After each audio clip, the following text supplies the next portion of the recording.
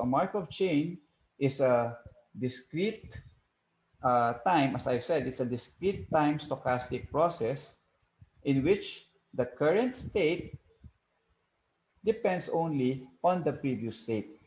Okay? So when you say previous state, that's n minus 1. When you say current state, that's n. Okay? So this is previous state, and this is current state. Okay? And if I switch it a bit, if I use n as my previous state, then my current state would be n plus 1. Okay, there's just that progression. Okay, so now what we're saying is that all future states after the current state can actually be predicted using the current state. Okay, so if n is your current state, then all future states, n plus 1, n plus 2, n plus 3, n plus 4, can be predicted using the current state. So here, the word chain in the Markov chain suggests that there's a linking of the random variables to their immediately adjacent neighbors in the sequence. So again, the neighbors would be n minus 1 and n plus 1. Okay, there is this chain that links them. Okay, so that's why it's called the Markov chain. So it's a Markov chain is an analytical technique, as I've said, that enables us to predict the future state of a process given only the present state. So if I know that you are a Dean's Lister now, first honor, and I have this transition matrix with me, okay, that I have developed, then I should be able to predict your future academic status.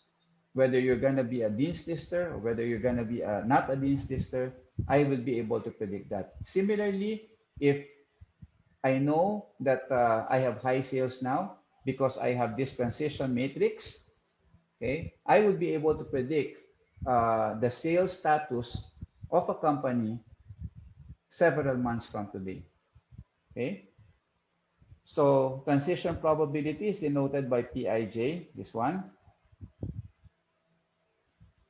and it represents the probability of a transition, whether virtual or real, okay, from state I to state J after one period. So this is what is referred to as the transition probability after one period, this one, P1. Okay, of course, the ij here just represents the transition from I to J. So the row represents your subscript I, the column, okay, represents your subscript J, okay, in the transition matrix. All right.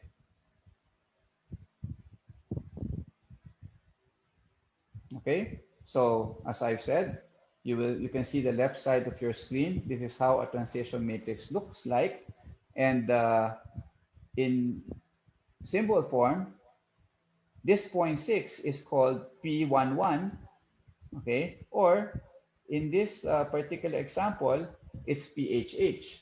It's a transition from H to H, a virtual transition, whereas P.3 is referred to as PHM. It's a real transition in one period from high to moderate.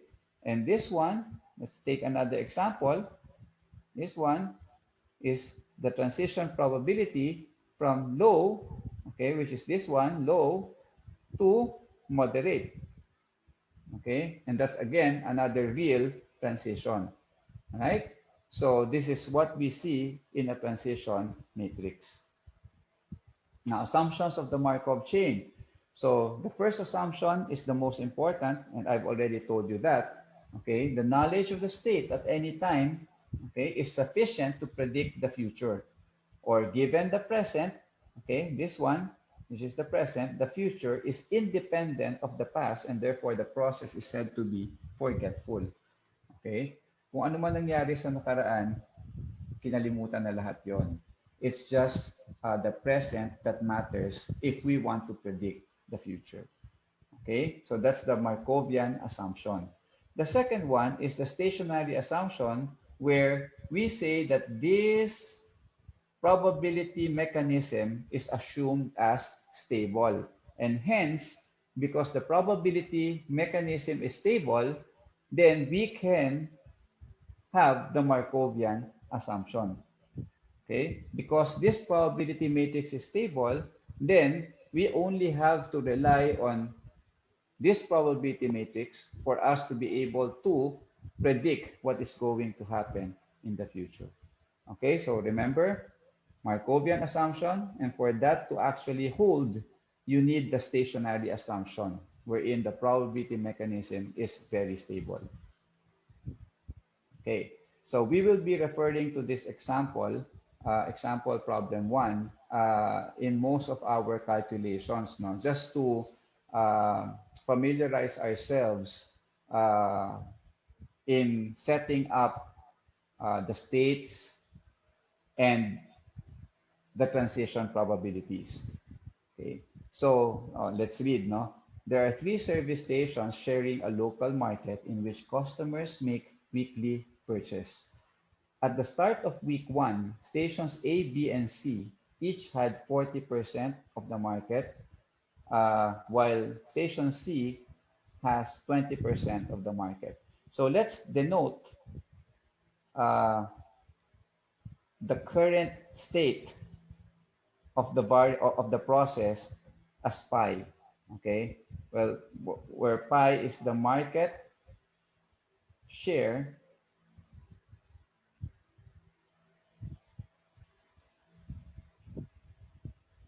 of station I. Okay, so as customers, we either patronize station A, station B, or station C in every time period.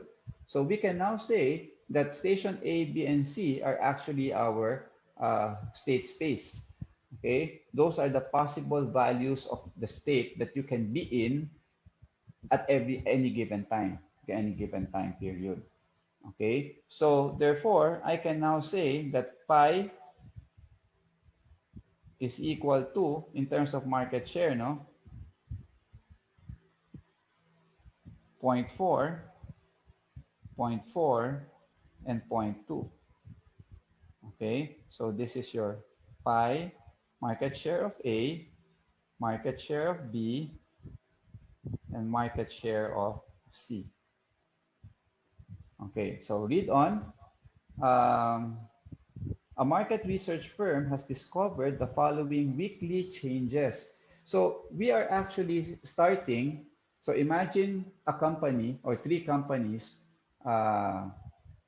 three competing companies having their respective shares of the market, no, to be 40%, 40%, and 20%. And then uh, you will see that, of course, not all of the customers of station A will continue going to station A. There will be some that will be retained, but there will be some, for one reason or another, that will shift from station A to station B when they next gas up. Okay, and still there will be some that will shift from station A to station C. And there are several factors, no, why customers would transition. Number one is proximity or convenience. Kung ano yung nadaanan mong gas station, di doon ka na mapapagas, or natsyempohan that you passed by a station that you don't frequent, but you are already running out of gas, so you don't have any option left. So therefore, you're going to gas up in that station. So hence, you have transition, no, from your original gas station to that particular gas station. So there are so many factors, no, and of course, a factor that would make you choose a gas station in a given period is, of course, the price. Remember that the prices of gasoline, they change every week, diba? And the different brands that we have, the top three brands, Petron, Caltex, and Shell, okay, they have different pump prices. So if it so happens that you are in Shell now, but next week mas mura bigla ang Caltex at nakita mo, then you will shift to Caltex. So again, price, convenience are factors why you will shift. And of course, loyalty, wanting to have the same quality and characteristic of gasoline inside your car, especially if it's new, is one of the reasons why you would stay in a particular gas station. And hence, knowing that there could be retention and possible movement, a market research firm here discovered the following weekly changes in purchasing habits among customers. So this is, of course, data that would come from marketing research firms. Each station would therefore, of course, not have access or not know this information unless they get additional information, no? Like what we have studied under decision theory or decision analysis, when you hire an external agency to provide information for you. Okay, so here you will see the station A retains 60% of its customers. So for us to have a pictorial map, it would be good for us to draw something like what we drew earlier. Okay, so station A, station B, station C. From the description, station A retains 60%. So this is 0.6. And uh, loses 20% to B. Okay, so some of their customers or 20% of their customers would go to B, and 20% of their customers would go to C. And reading on, station B retains 50% of its customers. So something like this, no? Looks like Mickey Mouse actually. So you'll have station B retaining 50%. And then from B, B loses, where am I? Loses 20% to A. Okay, so B loses, okay, transition from B to A is 30%. Oh, sorry, 20%. And B, transitioning from B to C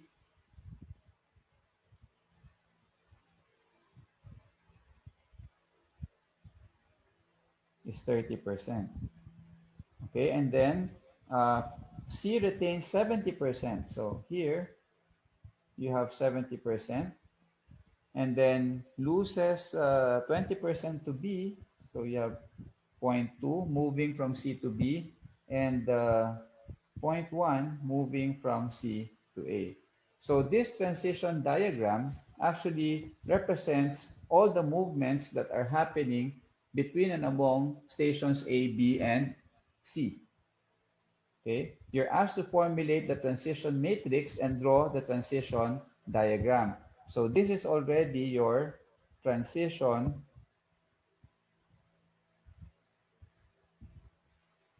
diagram. Okay, for the transition matrix, we call it the one-step transition matrix, meaning the weekly changes. Okay, the pattern in the changes is described by this one-step transition diagram. So you have A, from, this is the from, and then the to, A, B, and C. So this is now your one-step transition matrix, and you fill in the values. So looking at letter A here, okay, looking at letter A, you will see 60% is retained, 20% is lost to B, and then 20% is lost to C. So therefore, you have 0.6, 0.2, and 0.2. And take note that the sum of this row is equal to 1 because it represents all the possible movement out of state A. Okay? And the same thing, no? This 3 represents all the possible movement out of state B. Okay? And state C. So the row total should be equal to 1. So looking at B, retention is 50, transfer to C is 30, and transfer to A is 20. Okay, so B to A is 0.2, retention is 0.5, and then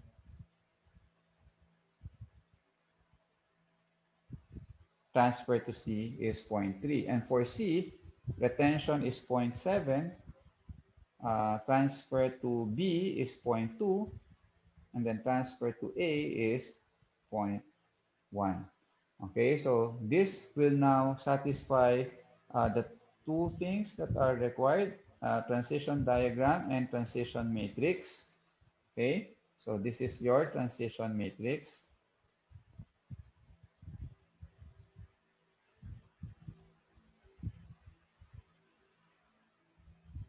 And take note that when we started with this problem, we said that the original state, okay, or the present state of these variables is denoted by pi, okay? So if you want to know the market share of each station after week 1, take note that this is the current, okay? This represents this one, pi, represents the current shares of A, B, and C, and the transition matrix will actually tell you the movement and the retention in each state and the movement away from each state, such that if you consider all the movements here in this transition matrix and multiply it with your current state, as we said, okay, we only need the current state to predict what is going to happen in the future. So to get the market share of each station after week 1, then all you have to do is to multiply your current state times your transition matrix for one period. Since the question is the market share of each station after one period. Okay, later on, we will discuss that if we are after the market share after 2 periods, then we will use the same transition matrix. We will use the same transition matrix, but this time we need to be able to solve for the two-step transition matrix. This is just one step, or the transition that happens after one period. If you want the market share after 2 weeks, then you need to derive the transition matrix after 2 periods. Similarly, if you want to know the market share of each gas station after 4 weeks, then you need to derive the transition matrix after 4 weeks. And just fast forward a bit, we'll be using the Chapman-Kolmogorov equations to derive the n-step transition matrix. So let me just emphasize that this is one-step transition matrix. So for us to be able to derive the market share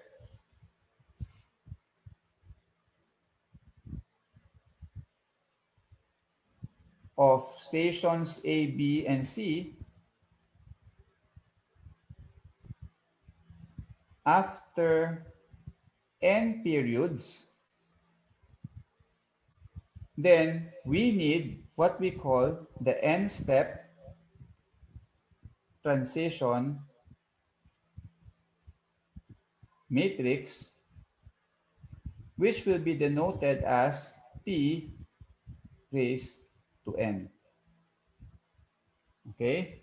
And this P raised to n will now be derived using what we call the Chapman-Kolmogorov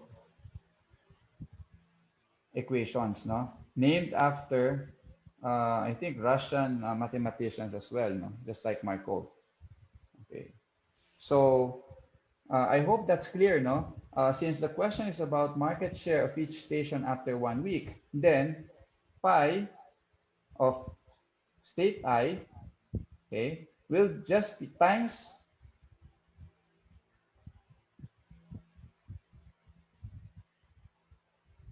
after one period, no? It's just equal to pi now state n multiplied by the transition one step. Okay, so take note that your current state, original state,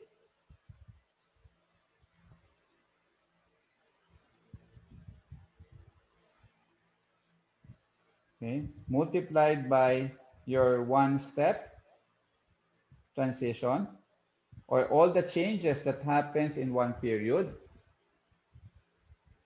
If you multiply all the changes that happens after one period to your original state, you will get your state after one period.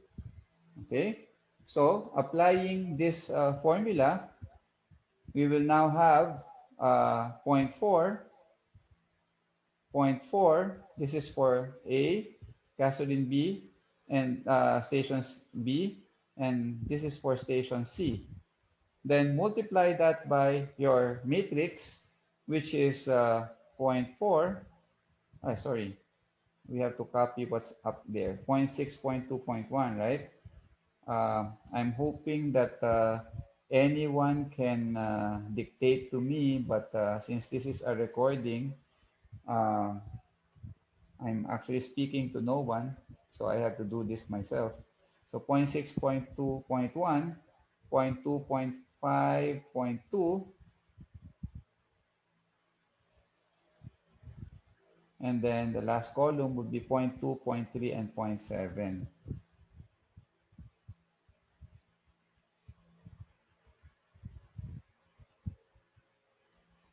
Okay, so that would be your pi after one period. Okay, so calculating, just multiply. Of course, this is a 1 by 3 vector, and this is a 3 by 3 matrix. The resulting will obviously be equal to a 1 by 3 vector. So multiplying for the first row, I just put this here, 0.4 times 0.6, that's 0.24. 0.4 times 0.2, that's 0.08. So that makes it 24 plus 0.8, that's 0.32. 0.2 times 0.1, 0.02. So that's 0.32 plus 0.02, that's equal to 0.34. Okay, and then you'll have next, this is for A. Okay, and then for B, that's this vector times the second column. So this vector times the second column. So you'll have 0.4 times 0.2, that's 0.08, plus 0.4 times 0.5, that's 0.2, that's 0.28, plus 0.2, 0.2, that's a 0.04, that's 0.32. So you have 0.32 here for B. So, and then finally, for state C, 0.4 times 0.2, that's 0.08. 0.4 times 0.3, that's 0.12. So add, that's 0.08 plus 0.12 is 0.2. Then 0.2 plus 0.7, that's 0.14. So add, total will be 0.34.